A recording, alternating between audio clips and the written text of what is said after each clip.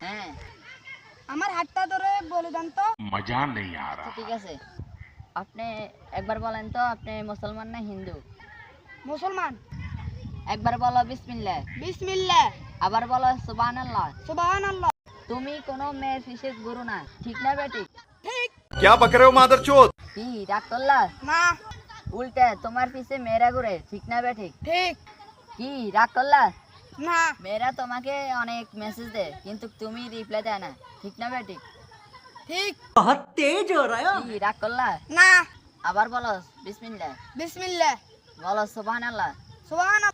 তোমাকে একটা গাছ দিব, তুমি কি আমার সাথে সাথে 500 টাকা দিতে পারবে? হ্যাঁ। এই না গাছ।